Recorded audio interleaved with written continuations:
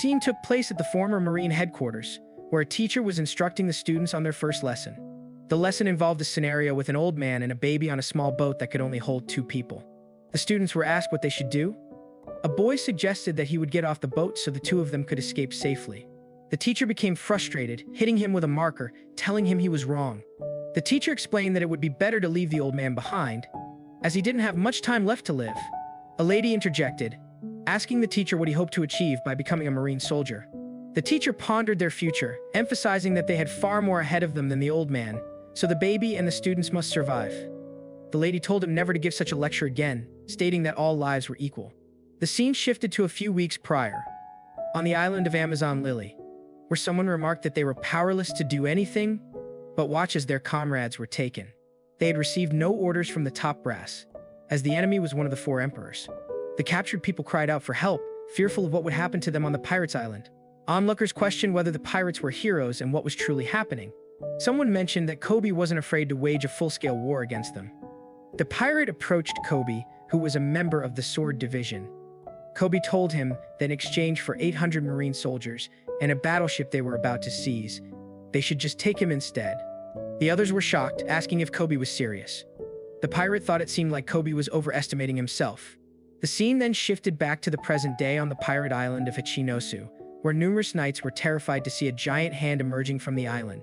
They quickly realized their cannons had no effect on it, leaving no dent in the monstrous appendage. A girl shouted that it was impossible to avoid it and instructed everyone to prepare to jump into the sea.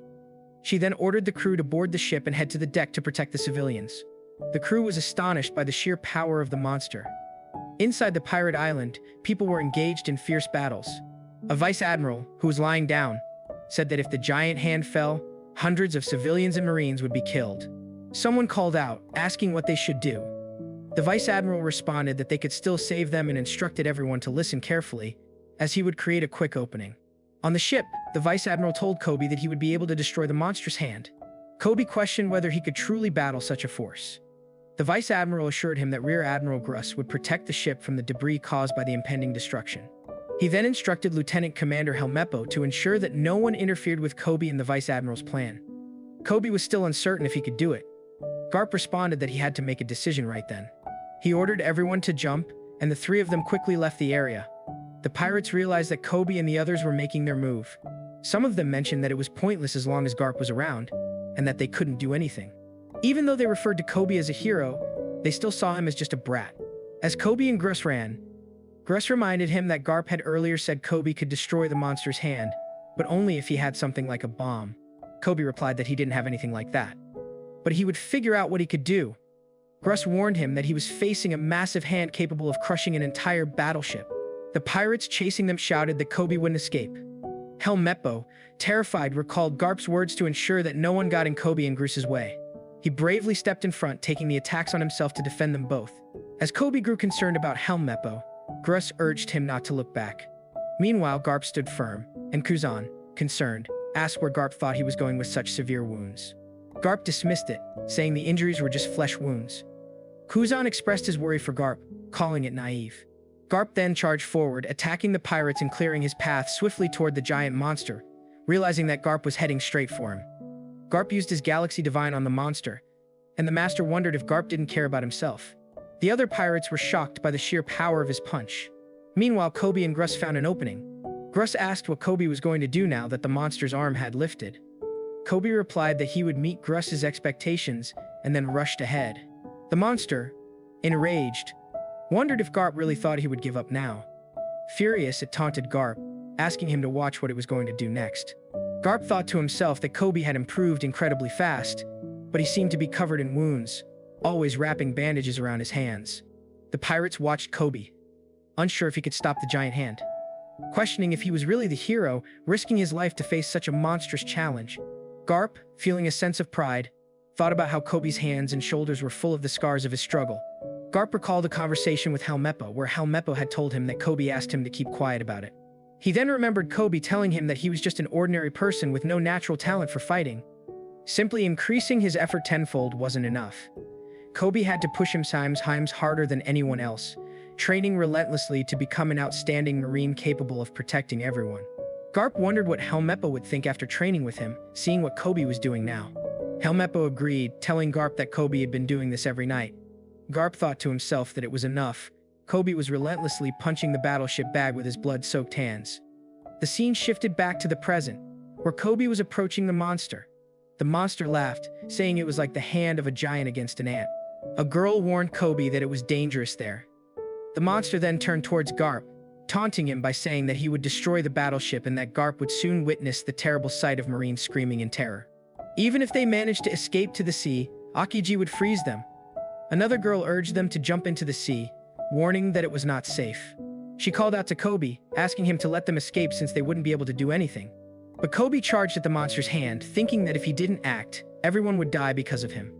With a powerful strike, he impacted the monster's hand, cutting it into two parts. The pirates were stunned, and the monster screamed in pain. A girl called out to Koby, praising his strength. The others cheered him on, wondering what they would do about the debris.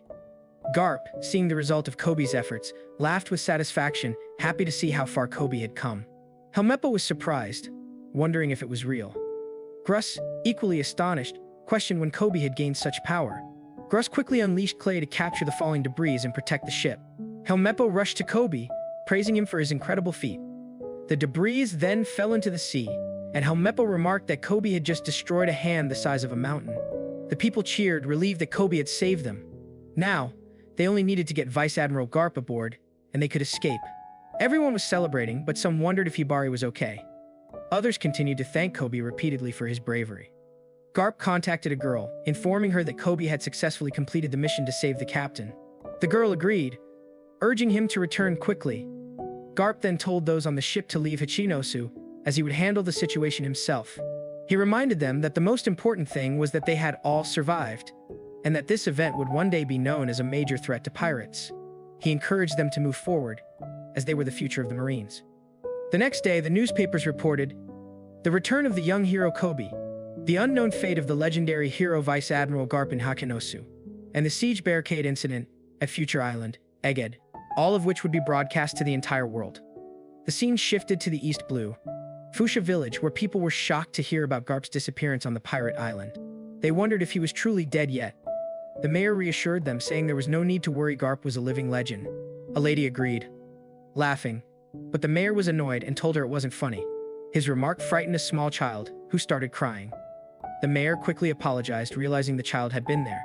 The lady gently lifted the child, guessing that the little one was starting to recognize Luffy's face from all the photos. The baby clearly adored Luffy. A man began crying, wondering what they were supposed to do now.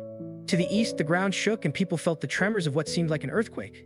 In the South Blue, a massive tsunami was surging, threatening to flood the higher ground. Meanwhile, disasters were unfolding in the west and north as well. No earthquake in recorded history had matched the scale of the tremors felt on that day, which caused untold destruction across the entire world. On the Grand Line, no one could pinpoint the epicenter of the event. Its significance went unnoticed by many. As people rushed to the hilltops for safety, they remained unaware that a kingdom known as Lelouchia had been completely erased from the map just 6 days prior. Someone mentioned that they had reached the location where the kingdom once stood, but there was no trace left, only a massive hole, shaped like a circular waterfall at the center of a crescent. They couldn't sail any closer to it, but it didn't appear that the hole would collapse on itself. The insular earthquake had caused the global sea level to rise by approximately 1 meter, submerging many of the world's shores beneath the waves. People were now sailing in boats, wondering what was going on. The tide had never risen this high before, and they speculated it would eventually recede. An elderly woman lamented how they were supposed to survive now, with everything flooded and no place left to stay. Someone mentioned that even sharks had entered their homes.